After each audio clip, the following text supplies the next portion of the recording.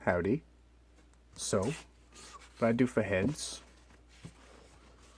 I start off with this universal kind of shape where I go in like a dome kind of deal. And don't be afraid to use a lot of different tiny little lines. Kind of like so. I'll come in to the corners here. I'll just do kind of a small curve like that. Make it even on both sides. I think that's focused. And then I have a basic head shape, and you can really do anything with that. You can take cuts out of it, like I do Zulu, triangular cuts, or you can add bits to it. A lot of prequel characters kind of do that kind of deal. You can take cuts out of that too. Place a little bits, clean it up.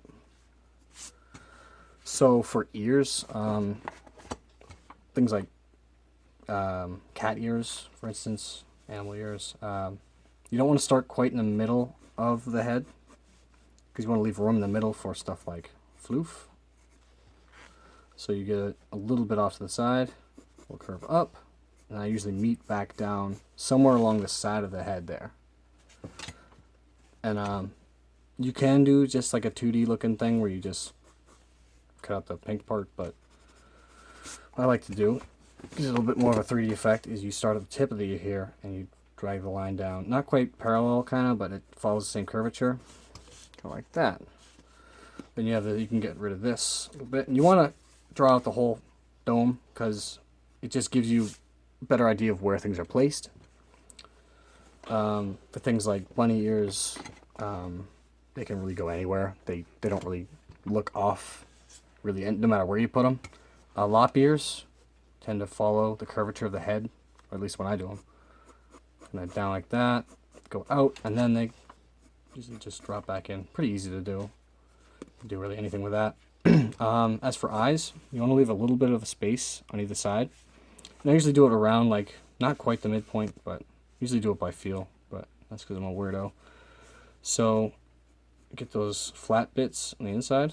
Then from there you can just, again, don't be afraid to turn the paper. Just little tiny curves. And light lines too. Oops. So then you can start the tip here. And if you want like an almond kind of shape, you can leave this bitter end a little higher than the starting end on the inside. And then just do a tiny little shallow curve. And that gives you more, not quite, but about that. Kind of like a more cat-like, maybe? Almond-shaped? I don't know. We'll do a little sassier one for this one. Start higher there. And don't be afraid to mess around, but usually eyes aren't perfectly circular. That usually looks kind of off.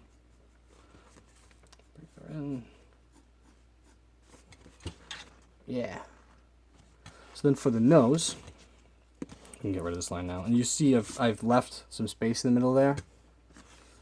So for the nose, I usually start off with, I'll do it bigger so you can see it, kind of like that kind of curve. And, you know, you can mess around, do little curves, whatever you want. Cat noses tend to come in like that, I've found. Whereas things like rabbits or other characters, I do like a rounded bottom there, and I just meet like that, kind of symmetrical looking. We'll do a cat nose for this one. It's very easy.